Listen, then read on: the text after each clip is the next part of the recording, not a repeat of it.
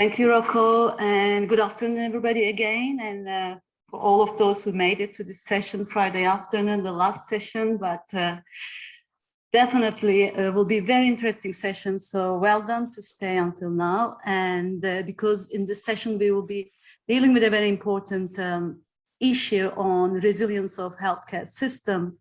And resilience is not only about keeping calm and going on until the crisis go back, but finishes, but it's also about the capacity to adapt and transform the healthcare system. And I think this paper is a very important and valuable contribution for thinking, conceptualizing how we can think about resilience. And it provides also examples from 3 different countries. So it is my pleasure to introduce the paper, which is called Any Lessons to Learn? Pathways and Impasses Towards Health System Resilience in Post-Pandemic Times. And the authors are Benjamin Ewert from Fulda University of Applied Science, Roland Ball and Iris Wallenberg from Erasmus University in Rotterdam, and Ulrika Winblad from Uppsala University in Sweden. I think the paper will be presented by Benjamin, and it will be discussed by Nicholas Myers from Alberta Health Services in Canada. So without any further ado, I pass the microphone to Benjamin. Good afternoon. Can you hear me? Okay. Actually, I'm presenting the paper together with my colleagues in parts. So my name is Benjamin Ewert. I'm a professor of health policy and health professions at Fulda University of Applied Science. And as you just learned, this paper is a co-production between Iris Wallenberg, Roland Bahl, and Ulrika Winblad. Yeah, actually, I'm not quite sure whether we are already in a situation where it is appropriate to ask the lesson to learned question. I noticed that there was an LSE podcast and one on this question, what are the lessons learned questions from the pandemic? And one participant said it's too early and the pandemic is not over yet.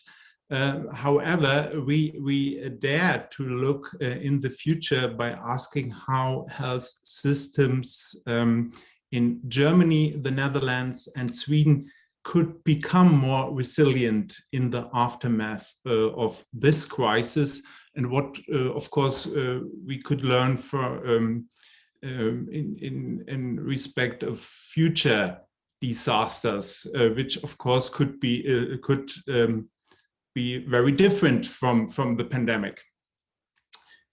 So yeah, and of course it's important. Oh, I have to. Sorry, I have to share my slides. Yeah, and for that reason, any lessons to learn. Yeah, please go to the first page. Thank you very much. So our initial starting point was that we think that it's important not only to look on the more narrow field of healthcare, which is hospital care and what primary care and outpatient care is doing, but it's worth to look on health systems in a broader sense, which means we include, of course, public health, long-term care, social care, and mental care. In Germany, we have the nice word Gesundheitswesen. And if we speak about the Gesundheitswesen in Germany, it's, at least for me, always more than healthcare. Yeah? And healthcare is narrow, at least from my perspective, more narrow view on, yeah, hospital care and okay, also outpatient care. And yeah, and then we since a couple of years, I think it emerged in the aftermath of the Ebola crisis in 2013. We have the concept of health system resilience, And we can learn a lot from this concept. It has a very nice and positive rhetoric. It's about building back better, bounce back. So it's constructive, yeah. And in a very few words, it's about the ability to prepare for, manage, and learn from shocks. But on the other hand, actually, I think you have to go one slide back, please. Back? Yeah. No, yeah, because so yeah. Thank you very much. It's because I think I have to add a few more words. What was our starting point? I said that it's necessary to look on health systems at a whole, and then we said that every health system has inherent weaknesses, and we call these weaknesses bottlenecks, as of course others do as well. And we think that bottlenecks are kind of soft spots that are part of each and every health system, which could be compensated, or which are not a big problem in times of stability, but become problematic if health systems are hit by crisis. And against this backdrop, our research question of this comparative paper is: what bottlenecks in the national health system did Germany, Sweden, the Netherlands encounter in combating the COVID crisis? How have these bottlenecks been dealt with, and what lessons can we draw from this in terms of health system resilience? And please, Ulrika, now you can, yes, thank you. So, and I just said a couple of words about these new concept in health system research, health system resilience. And I mean, our idea was to demystify a bit this concept by putting it into context. So here you see I think it's a standard definition: ability to prepare for, manage, and learn from shocks. It's from I think very important policy report by the European Observatory on Health Systems and Policies called Strengthening Health Systems Resilience. But however, this report has a very positive approach towards the concept, and see this concept really as a source to rebuild, or even building back better European health systems, which of course would be nice. But there are key criticisms in relation to the concept. For instance, we think the rhetoric of the concept is rather simplistic, which means that it does not really take into account politics, institutional factors, the heritage of healthcare systems, something what political scientists call a path dependency. Yeah? So our approach is to connect the concept with institutional theory, and we believe that if we do this, we are better equipped to analyze country-specific health systems bottlenecks, because then we take into account the institutional heritage of the German health system, of the Swedish and the Dutch, and also policy legacies, which tell us something about, for instance, the division of power between different sectors of health systems. Because I think earlier today we learned that, for instance, in the German health system, the healthcare or the hospitals were reimbursed for every bed which was not used during the pandemic. I mean, this is a very strong policy response. Yeah, that was a political decision. And it's interesting to see such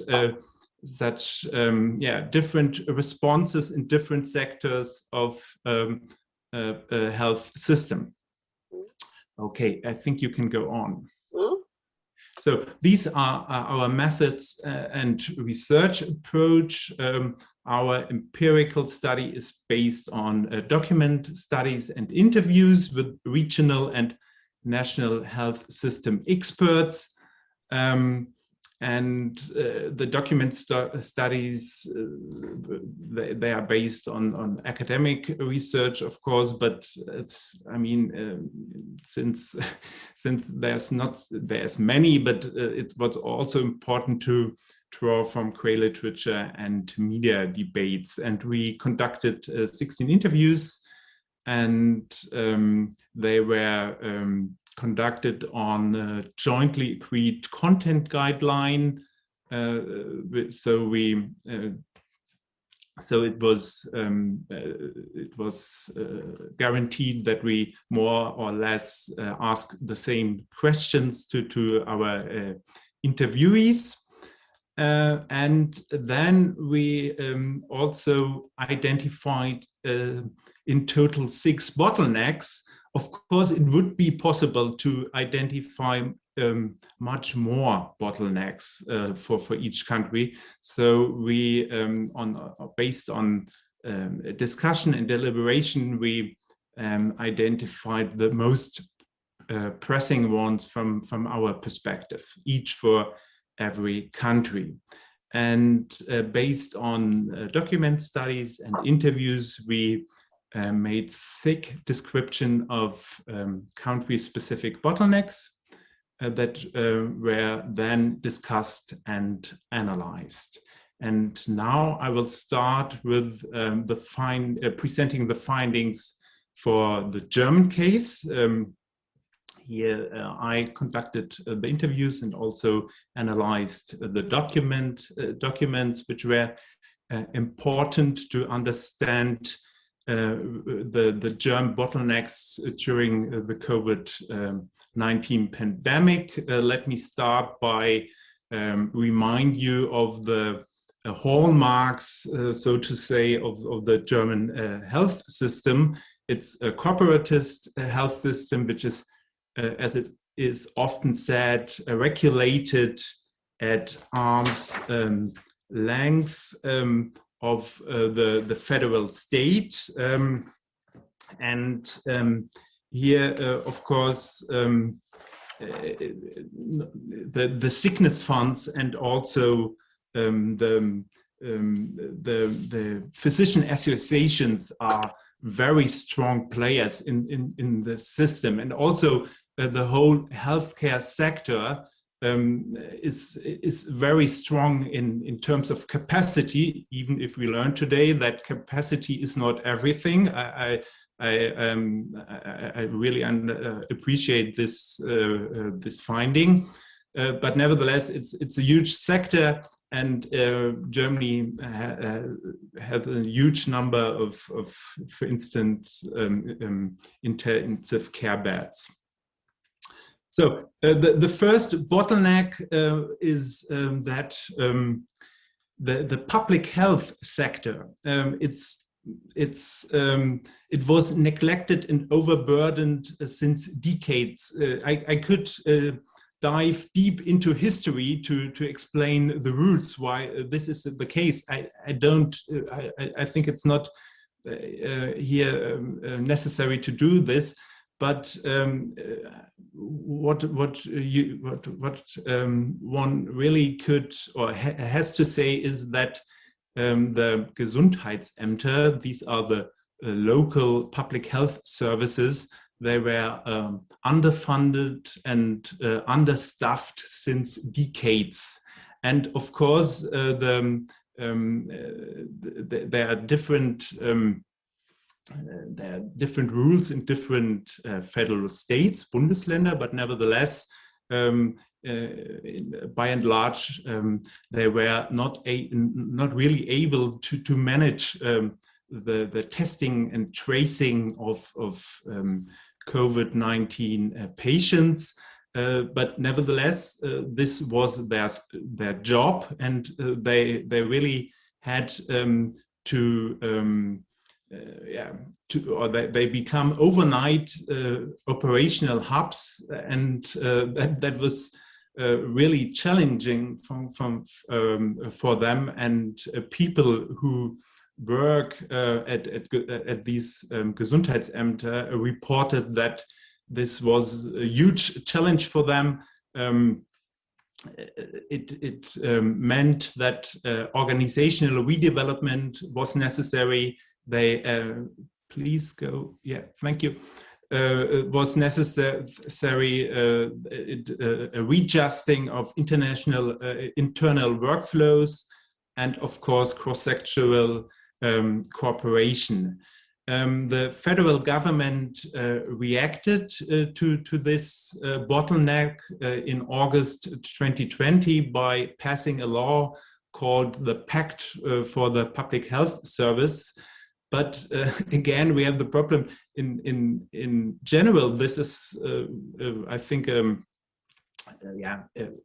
step in the right direction. It really put the public health service in a stronger position. But until now, the law hasn't been implemented. It was not possible to implement the law within half a year, or more than a half a year from since August 2020. So this is the first germ bottleneck. The second one, Benjamin, sorry to intervene, but I'm a little bit aware of time, given that you're on the first bottleneck on the first country.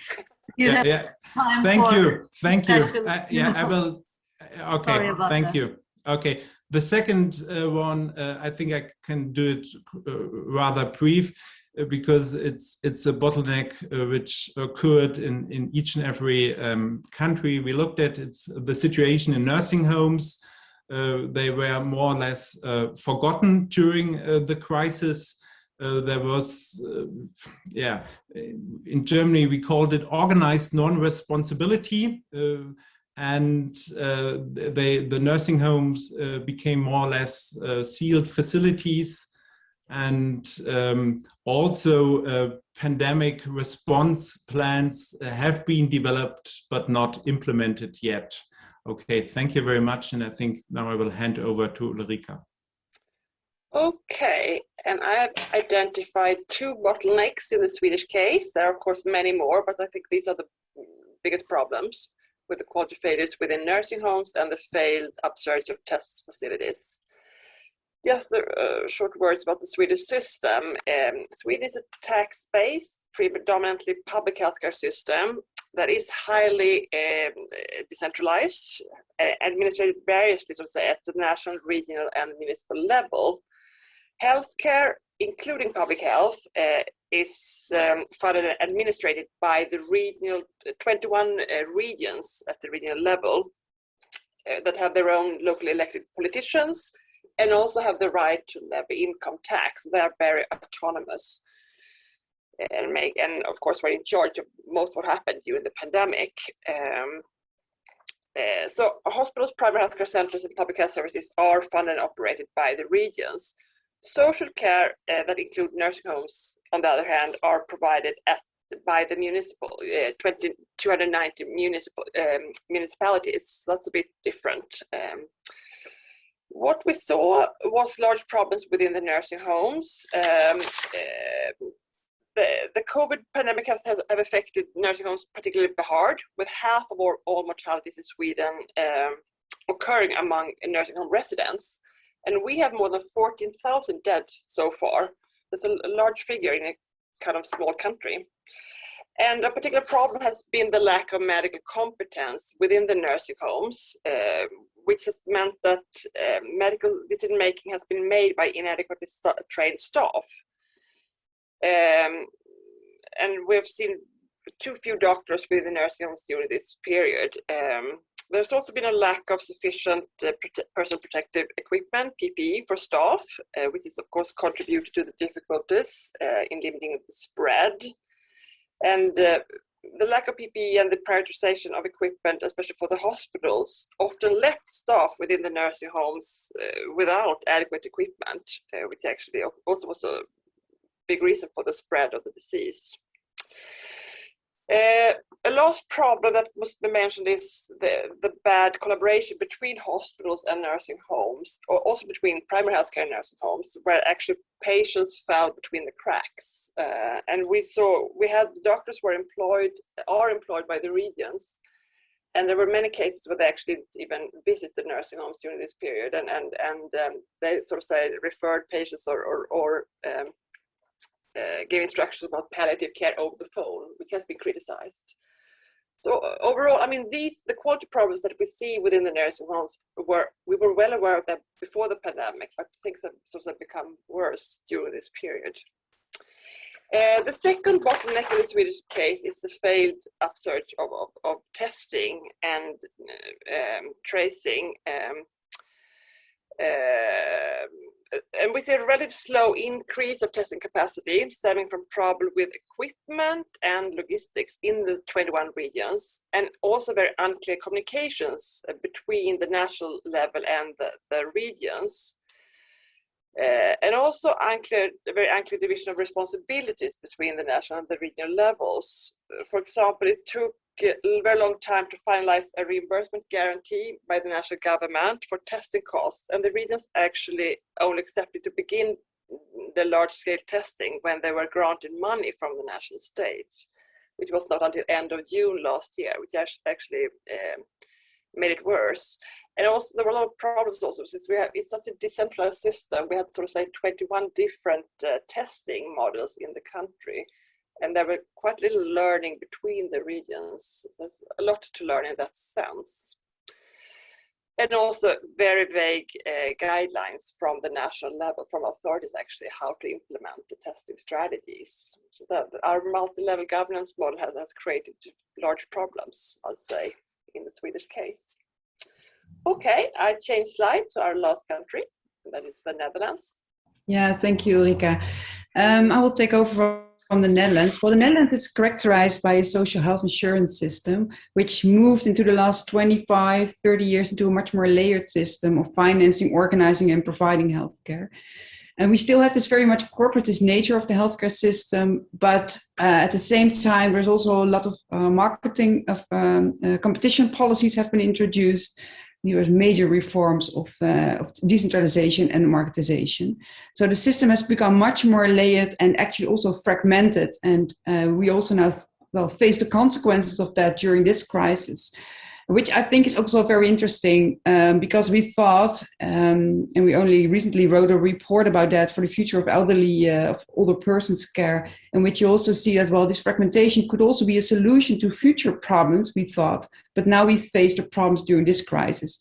And I think more in general, it would be interesting also to have a discussion about that. And, you face a crisis and you want to solve it, but this is this crisis, and we had also other crises that we foresee for the future, and how does those relate? But for now, it's the COVID crisis, and we also had our bottlenecks in the Netherlands for sure, also elderly care, but for the paper, we chose two different ones. And one was searching for hospital beds. And I think this also comes back to the first presentation that we had today, not the first, but one of the first presentations about the ICU beds. In the Netherlands, we face a shortage of hospital beds and nurse capacity. Those both come together. And we also saw that in other presentations.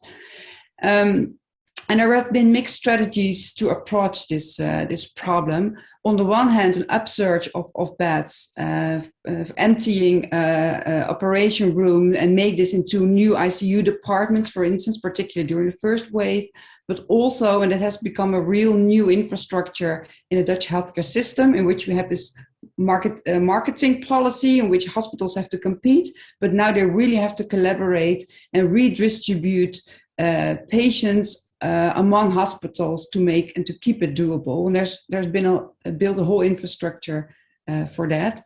That's one thing. And the other thing, and I already mentioned that in the discussion this morning, is there have been new approaches of providing care by which the primary care, hospital care, and nursing home care are now much more collaborated than in the future to make sure that patients won't stay in the hospital for too long.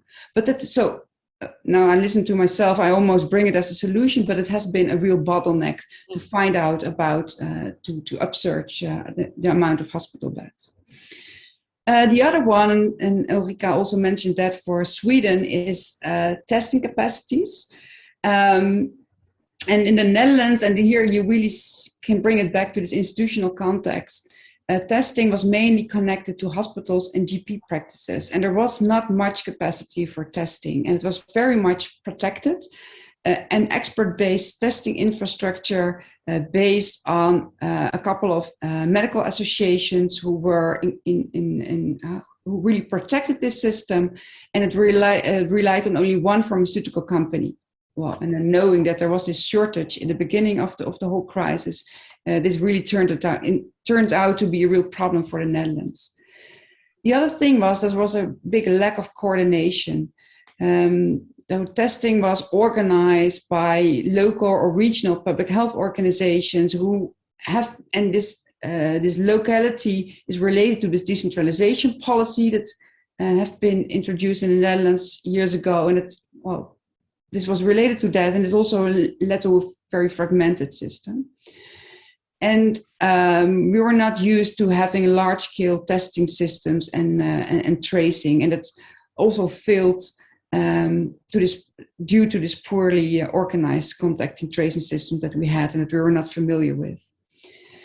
There have been found solutions for that, but these are introduced as temporary solutions by bypassing the existing infrastructure, which is very local, Dutch-based, and which we, at least the Netherlands, have tried to get other more private companies out of this testing system, private and foreign companies.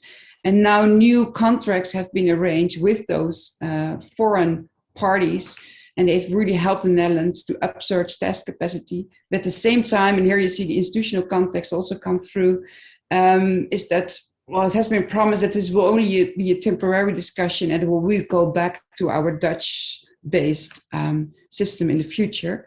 And we will see that will be the case or not. I think we can go to the final slide.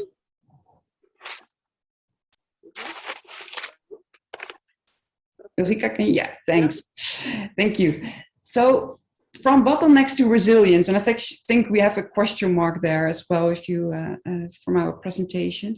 We see that the health system crisis response have varied from sector to sector, but also that some system-specific bottlenecks have become visible. So like for Germany, Sweden, and Netherlands, we all had this severe problem of protecting nursing home residents. Also in the Netherlands, many patients have died, particularly during the first wave.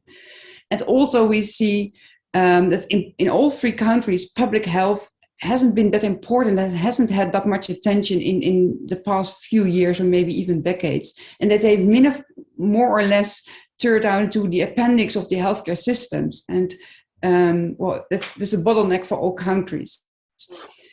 And you see that this bottleneck management is also under stress as a complex and very difficult endeavor. And that they don't, well, that is, if you want to improve resilience, that there are no simplistic answers for that. Also related to what I just said, is like that you might find now out about new or good solutions, but will there also be solutions for new crisis, or not even a crisis, but just healthcare problems that we will face into the near future? And then what to do with this bottlenecks, because what we see now, it's more or less like a science of modeling proof related to the old piece of work of Lindblom. And what we see is like we need a more system integration improvement, that's for sure, particularly if you look at the public health sector. But also, and our paper, I think, also really shows that it's a bumpy road ahead, because there are many more bottlenecks that will need to be overcome for health system renewal. And well, again, will it also be a solution for problems in the future that we don't know yet?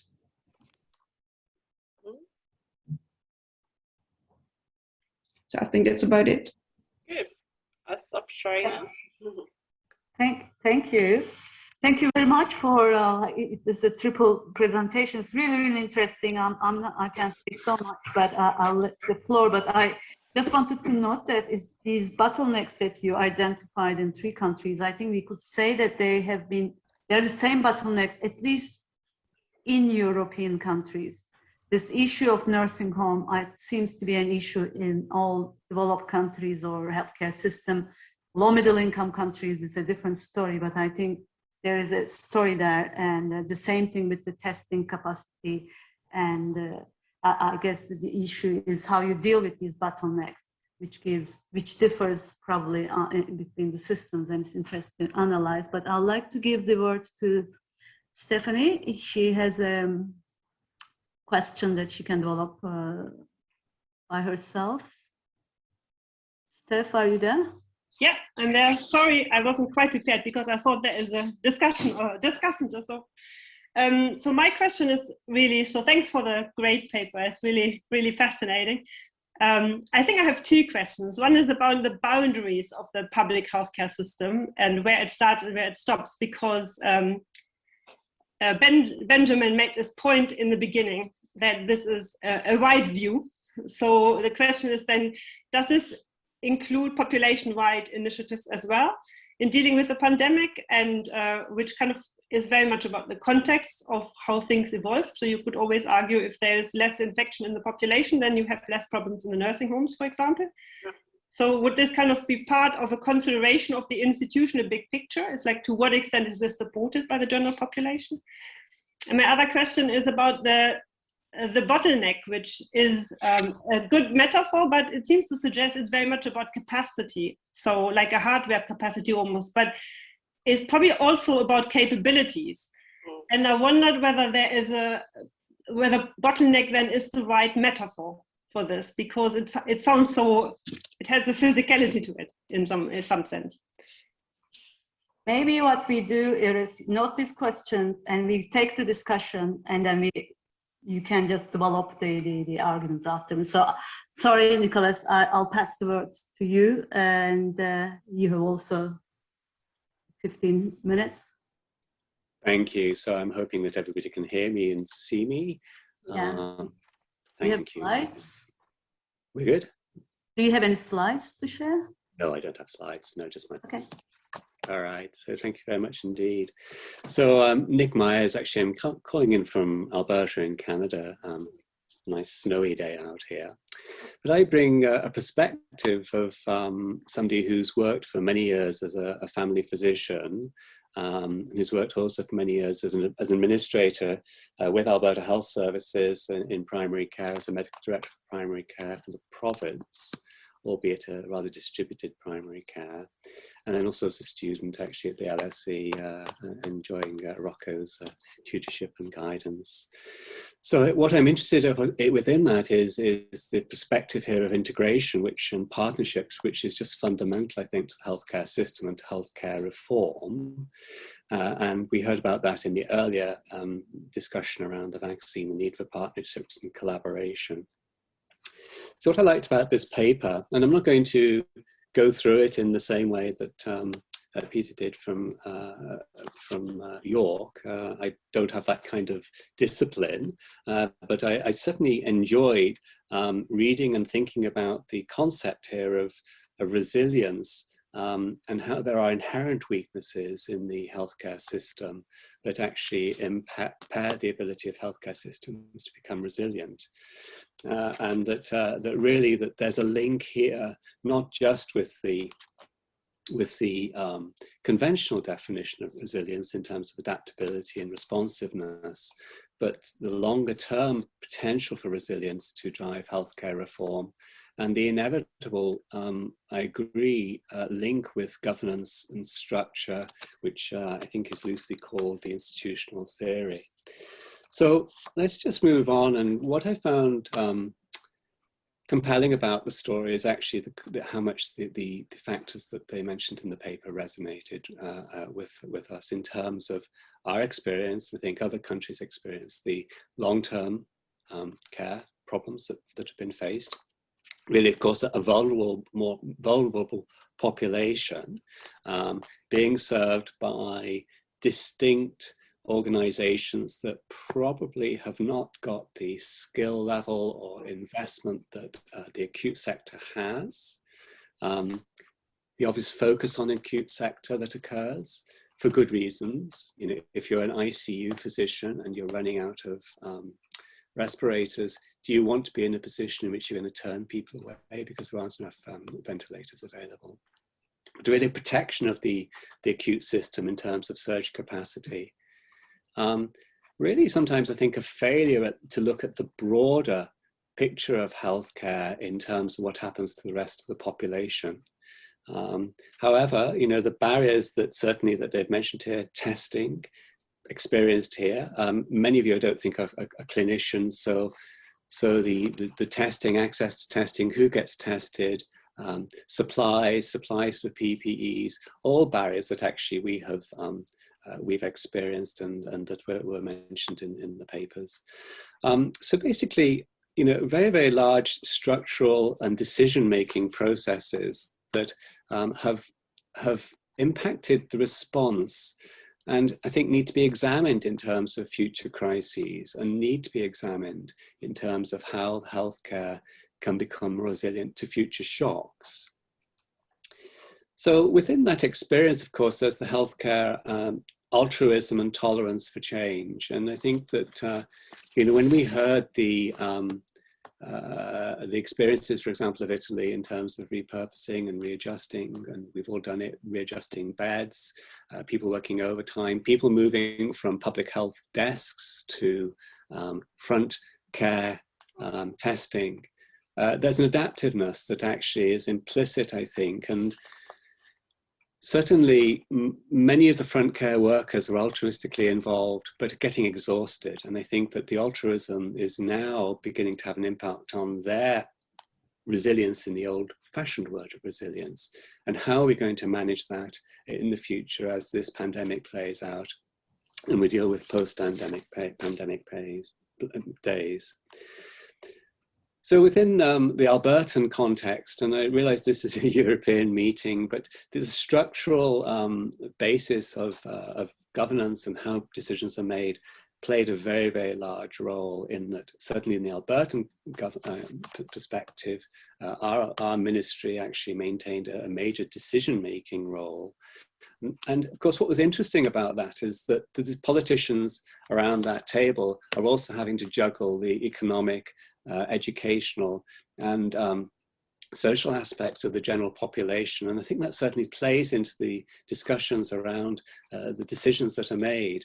You know, interesting to see, I think, the comment at lunchtime about Boris Johnson's gamble, and that certainly that there is some suspicion that some of the political decisions are made are really because there might be a popularity issue that actually will impact, you know, how the resources are played out. So within the concept of resilience, I mean, we talked about the bouncing back. I like the concept of it as being a capability, really, an ongoing capability within an organization. And really, if you think about it, does resilience actually, does it refer to the ability of the organization to respond at the time of the crisis? Or does it actually imply, in the broader sense, as mentioned in the paper, that there's a legacy in terms of some policy reform as a result of the actual crisis? And I think that second ask is a much bigger ask, because that's going to include a really careful consideration of the root causes and the root and the potential solutions. I think the mobilization and channeling of power in the institutional definition really hits it on the nail in terms of how these decisions are made, in terms of distribution of testing, masks, PPEs, who gets vaccines, who's first. And it just interplays into the whole decision-making process throughout the pathway for COVID. And it therefore must be linked with the governance and the existing structure. One point, of course, is that there are always bottlenecks in the system, in the healthcare system. I actually handed this paper over to a nurse I saw in my practice yesterday and said, "What do you think of this?" And she says, "Well, I work in emergency. You know, we deal consistently with bed shortages. We deal with staff shortages. We deal with wait lists. We deal with mental health that's actually now going through the roof in the emergencies." So it struck me that the resilience that we're talking here is as a result of the stresses of the system, a little bit like the mortgage stresses when the rate goes up, that certain people cannot cope, that these type of warts show through. And that's what we're seeing are the warts in the long-term system, the warts in the public healthcare system. And actually, indeed, in our case, you know, the warts in the lack of integration with primary care.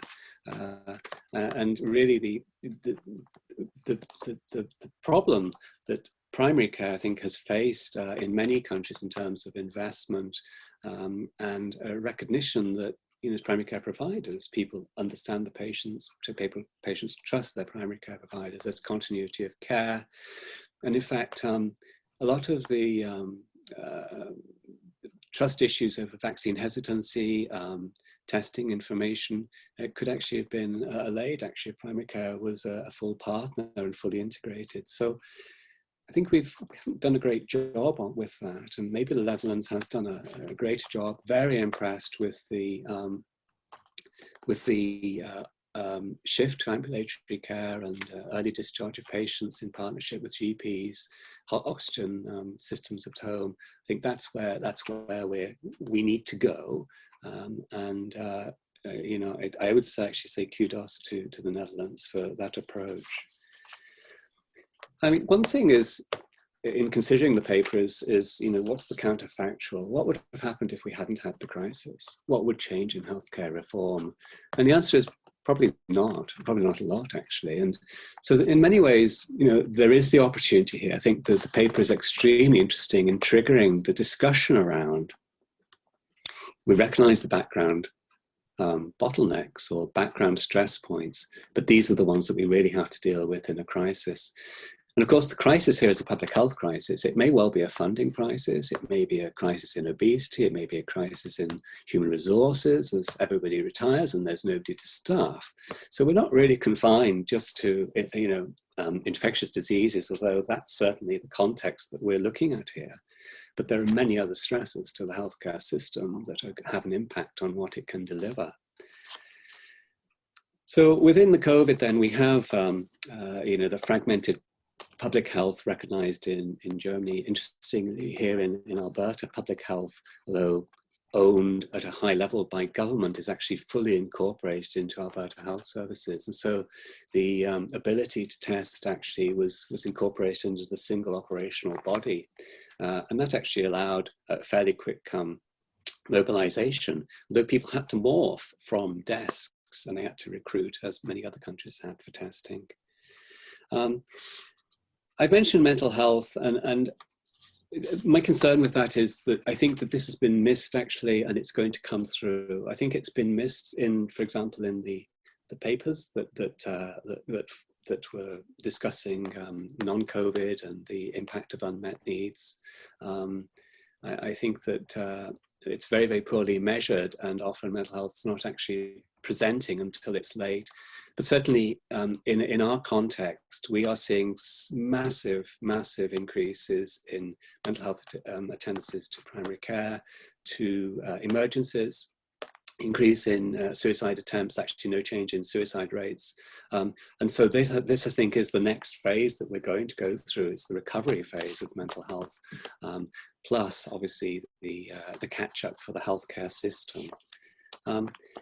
I mean, I'm going to finish up now, but really, you know, what could it look like, and what could we do in terms of reform for addressing, you know, the resilience and reform in the future?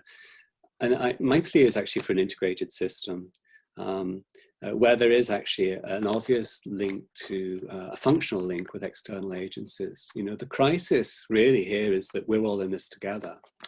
This affects healthcare providers, patients, governments, and decision makers in an equal way.